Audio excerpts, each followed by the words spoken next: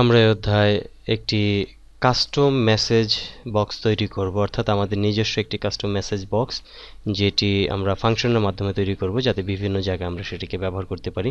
তো সেই ক্ষেত্রে আমরা কাস্টম মেসেজ বক্স তৈরি করার জন্য আমরা একটি প্রথমে নিউতে ক্লিক করে আমরা এখানে ফর্মে গিয়ে আমরা একটি ডায়ালগ বক্স নিব, অর্থাৎ ইনসার্ট করব, এবং এখানে আমরা দেখতে পাচ্ছি যে এটির নাম হচ্ছে ডায়ালগ এবং এটির দুইটি বাটন আছে, একটি ওকে বাটন আর একটি হচ্ছে ক্যান্সেল বাটন।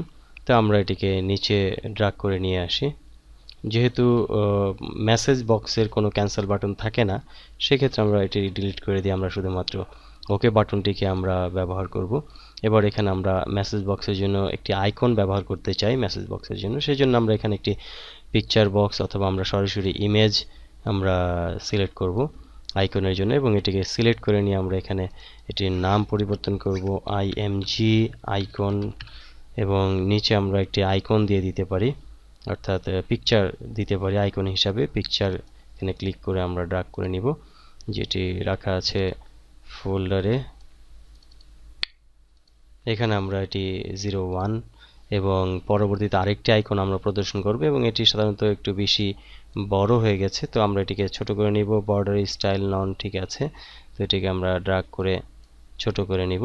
এবং এখানে একটি বিষয় আছে যে এটি ছোট করার সাথে সাথে অটোমেটিক্যালি ছোট হবে না, তো সেই ক্ষেত্রে আমাদের যেটি করতে হবে যে আমরা পিকচার বক্স ব্যবহার করতে পারি।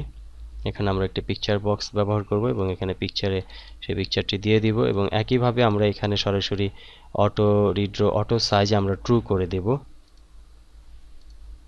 এবং অটো সাইজ ট্রু করার পরিবর্তে আমরা যেটি হবে যে যদি আমরা এখানে কোনো পিকচার নেই সেক্ষেত্রে এটি অটো সাইজ হবে, সরি এটি না, আমরা এখানে ইমেজ ব্যবহার করব, ইমেজ কন্ট্রোল, এবং এখানে আমরা পিকচারটি দিয়ে দিব এবং এটা অটোমেটিক্যালি দেখতে পাচ্ছি যে বড় হয়ে গেছে। এবার এটিকে আমরা একটু ছোট করতে চাইলে আমরা এখান থেকে ছোট করব ডেটা ফরম্যাট, এবং নিচে আমরা দেখব যে স্ট্রিচ এটি আমরা ট্রু করে দেব। এবার এটিকে আমরা যখনই ছোট করব ওইটি এই ইমেজের সাথে আইকনটিও ছোট হবে। এটি হচ্ছে স্ট্রিচ। তো এখানে আমরা আরেকটি ইমেজ বক্স নিব, যেটি আমরা যেখানে আমরা সরাসরি আমরা সেম একই ধরনের একই সেটিং করে নিব, যেটি আমরা এখানে স্ট্রিচ ট্রু করে দেব, এবং এখানে আমরা এটির নাম দিব IMG, আমরা এখানে আইকন 2 এবং এটির নাম দিব IMG icon 3, IMG icon 3 sorry 1। এবার একইভাবে এটির সাইজও আমরা করে নেব, এবং এখানে একটির উপরে আমরা এটিকে প্রদর্শন করব। দুইটি আমরা একই জায়গায় দুইটি আইকন দেখতে পাচ্ছি, অর্থাৎ একটি হচ্ছে ক্রস আর একটি হচ্ছে ব্লু, এবং একটি হচ্ছে IMG আইকন 1 এবং আরেকটি IMG আইকন 2। তো এবং এখানে ওকে বাটন, আমরা প্রথমে ওকে বাটনের মধ্যে ডাবল ক্লিক করে আমরা একটি স্টেটমেন্ট দিব, সিনট্যাক্স দিব, যেটি আমরা এটি এখানে সাধারণত একটি আনলোড হিসাবে লেখা হয়, অর্থাৎ এখানে আনলোড স্পেস দিয়ে এটি একটা ছোটখাটো ফাংশন আমি দিয়ে দিব, অর্থাৎ এই ফর্মটি, অর্থাৎ ডায়ালগ ফর্মটি হচ্ছে সে নিজে, এই ফর্মটি আনলোড হবে যখন এখানে ক্লিক করা হবে। এবং এটি আমি ফর্ম 1 এর মধ্যে একটি বাটনে ক্লিক করে আমরা এখানে দেখে নিই, ডাবল ক্লিক করে আমরা ফর্ম ডায়ালগ ডট শো,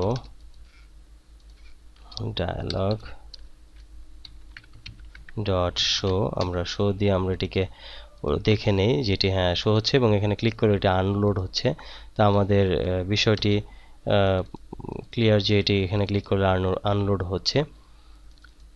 এবার আমরা এখানে কিছু কোড দিব, যেটি হলো এটি এখানে একটি ফাংশন তৈরি করব, যে ফাংশনটির মধ্যে এখানে বিভিন্ন কিছু বলা থাকবে, এবং এখানে আমরা তার আগে একটি মেসেজ প্রদর্শন করানোর জন্য এখানে একটি লেভেল বক্স তৈরি করব, যেটির নাম দিব LBL message M title MT, অর্থাৎ M টাইটেল, এবং এখানে আমরা সরাসরি এটির লেভেল ব্ল্যাঙ্ক করে দিতে পারি, বা না থাকুক সমস্যা নেই, এটি শো হওয়ার সময় এটি ব্ল্যাঙ্ক হয়ে যাবে। একটু ফন্টকে বড় করে বোল্ড আমরা করে দিলাম। নিচে আমরা আরেকটি লেভেল বক্স নিলাম, যেটি হচ্ছে অরিজিনাল মেসেজ প্রদর্শন করার জন্য, এটি আমরা নর্মাল রাখবো, এবং এটির LBL আমরা M দিয়ে দিব, অর্থাৎ মেসেজ। এবার আমরা এখানে একটি কোড বা ফাংশন তৈরি করব, যে ফাংশনটি হচ্ছে এই ফর্মের মধ্যেই ফাংশনটি হবে, যেটি আমরা সরাসরি সাব অথবা আমরা পাবলিক সাব দিতে পারি, পাবলিক সাব আমরা দিতে পারি মাই মেসেজ। এখানে আমরা এই কমান্ডটি দিব। এবার এখানে যে কাজগুলো করব, যে মেসেজের মধ্যে প্রথমে কি কি থাকবে সেই বিষয়গুলো আমাদের খেয়াল রাখতে হবে। যে একটি হচ্ছে আইকনের বিষয়, যে আইকনটি কি শো করবে, আরেকটি হচ্ছে লেভেলের বিষয়, যে লেভেলের টাইটেলটি কি হবে, আরেকটি হচ্ছে মেসেজের বিষয়, যে মেসেজটি কি হবে। এই বিষয়টি হলো আমাদের খেয়াল রাখতে হবে। তো তিনটি বিষয় আমরা উল্লেখ করব, তিনটির জন্য আমরা তিনটি ভেরিয়েবল কল করব। একটি হচ্ছে প্রথমে আমরা দিতে পারি যে মেসেজটি কি হবে, এই জন্য আমরা দিতে পারি মেসেজ টাইটেলটি কি হবে সেটি আমরা দিতে পারি। ধরা যাক মেসেজ টাইটেল আমরা এমএসজি বা অথবা ছোট এমএসজি টাইটেল অ্যাজ স্ট্রিং, দেন কমা দিয়ে আবার আমরা আরেকটি ভেরিয়েবল ডিক্লেয়ার করব, যেটি হচ্ছে আমাদের মেসেজ, অর্থাৎ এমএসজি অথবা মাই এমএসজি দিয়ে দিব অ্যাজ স্ট্রিং। এবং এখানে যেটি হচ্ছে যে আমরা পরবর্তীতে আরেকটি কল করব যেটি শেষের দিকে, এটি হচ্ছে আইকন অ্যাজ ইন্ডেক্স, অর্থাৎ ইন্ডেক্স হিসাবে শো করব আইকন ইন্ডেক্স। আমরা এখানে আইকন বা সরাসরি আইকন ইন্ডেক্স দিয়ে আমরা অ্যাজ ইন্টেজার আমরা দিয়ে দিব, অর্থাৎ এখানে আইকন ইন্ডেক্স অ্যাজ ইন্টেজার, অর্থাৎ আইকনের ইন্টেজার দিয়ে দিতে হবে কত নম্বর আইকনটি শো করবে। তো তিনটি ভেরিয়েবল কল করলাম।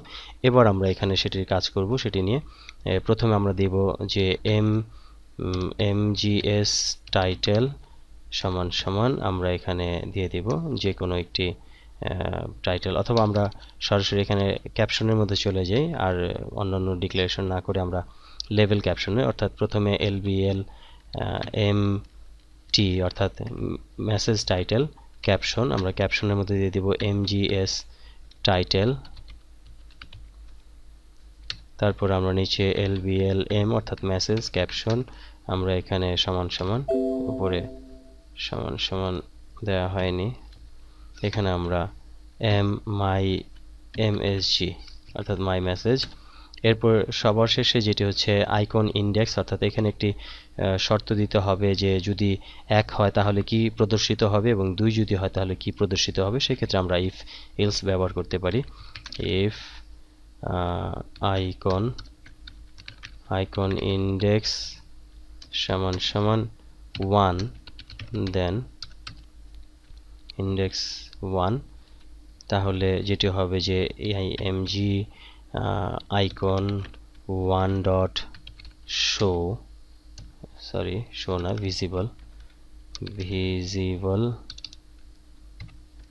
ট্রু, অর্থাৎ ভিজিবল হবে, এবং IMG icon 2 dot visible false, অর্থাৎ এটি দ্বিতীয় আইকনটি ভিজিবল হবে না, অর্থাৎ এটি অদৃশ্য হয়ে যাবে।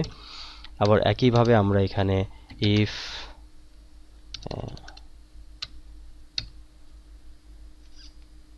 আমরা এখানে দিয়ে দিব এলস, আমরা দিয়ে দিই সরাসরি এলস আইকন, বা আমরা এলস ইফ দিতে পারি।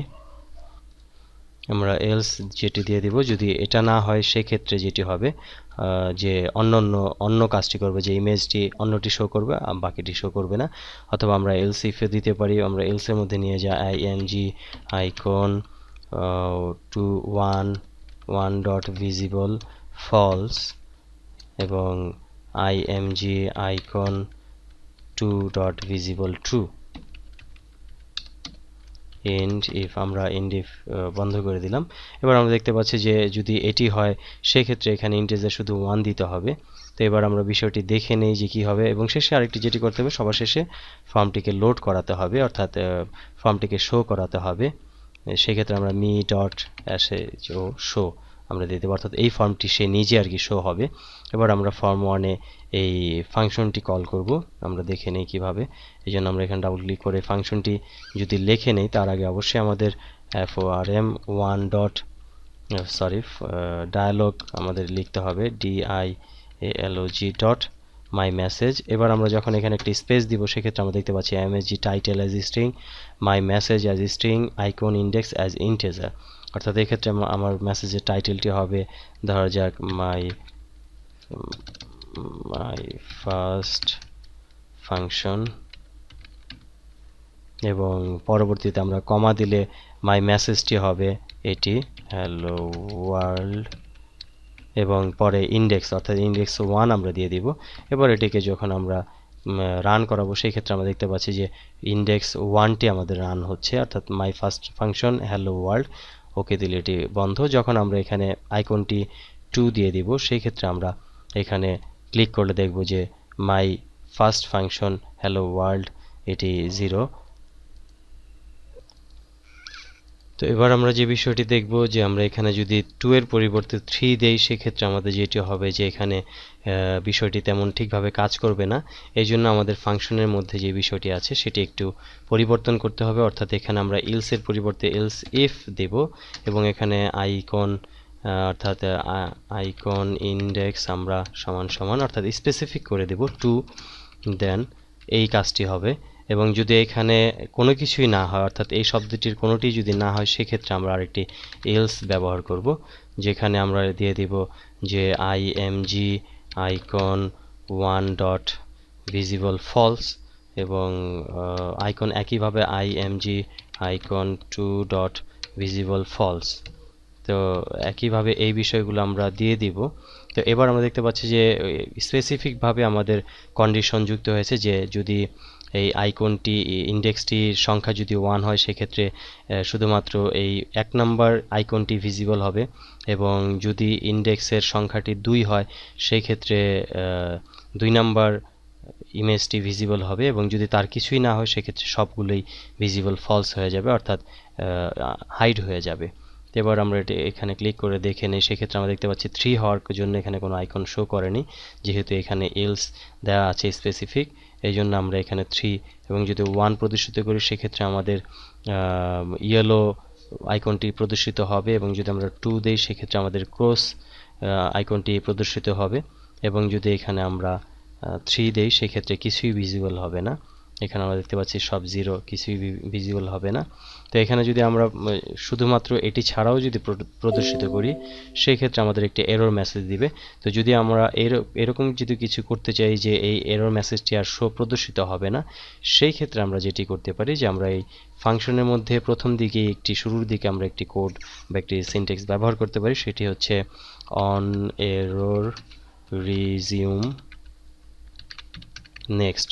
আর এই সিনট্যাক্সটির অর্থ হচ্ছে যে যখন এটি একটি অন করা অর্থাৎ এরর হ্যান্ডেলার অন করা হয়েছে, অর্থাৎ যখনই এই ফাংশনের মধ্যে কোনো এরর দিবে সেটিকে রিজিউম করে পরবর্তী স্টেপে অর্থাৎ প্রোগ্রামটিকে রান করাবে, এটি অন করা হয়েছে।